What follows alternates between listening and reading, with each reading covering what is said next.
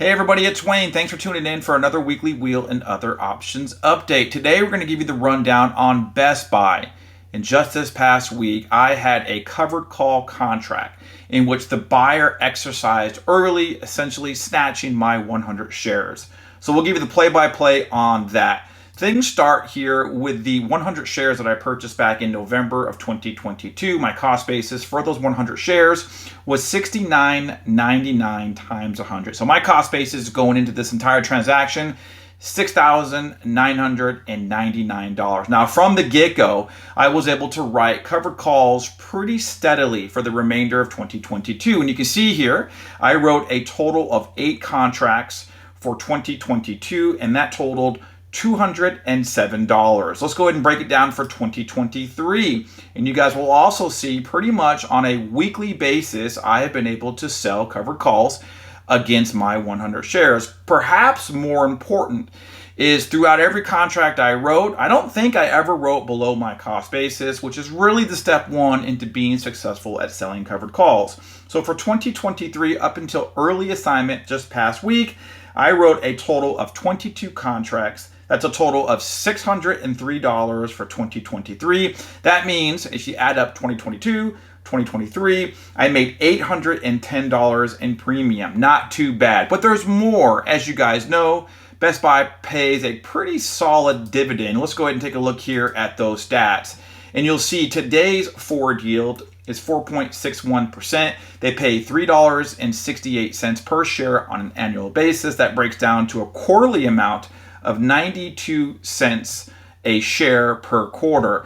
Let's go ahead and change this history to reflect dividends. And you're going to see here I received 2 dividends since owning Best Buy. The first one on January 3rd was for $88.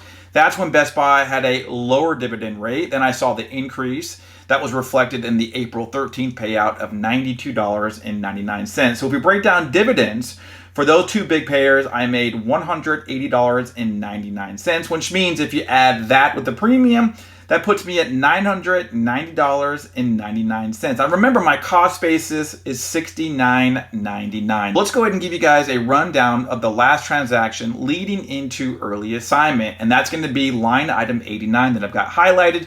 You guys can see here on May 26th, I had to essentially roll a position from the previous week, and I was able to get a better strike price. So initially, I had a $71 strike price. The cost of Best Buy continued to go up. I wanted to be able to capitalize on that share price appreciation, so I was able to roll my position for another few weeks, expiring on the 16th. But then something happened. My shares were called away not on the 16th, but much earlier. And let's go ahead and break down as to why that happened. And it has to do with ex-dividend dates. One of the most important things you have to consider if you are going to sell options on stocks that pay a dividend. When I rolled that position from 1 week to a few weeks out, I did not pay attention to the ex-dividend date, which was 6/14 of 2023, which means the buyer of that contract made a smart decision to exercise early. Hence, he was able to lock in profit because Best Buy had gone above the strike price that we had entered. So he already had share price appreciation. And if he was able to lock in those shares before or at ex-dividend date, he would also receive that dividend payment. So that's exactly what he did. And unfortunately, I missed this ex-dividend payment of $92 by just 1 day. So let's go ahead and do some math, because remember, if my cost basis is $69.99 and my shares were called away at a 73 strike price, that means I also have share price appreciation on that entire transaction. And it ends up being a total of $301 in capital gains. If we add the 301 to our dividend payments, to our premium, that's a total of $1,291.99. So that means if we take that total profit of $1,291, we divide it by our original cost of Best Buy, which again, $69.99, that means I made an entire profit of 18.45%.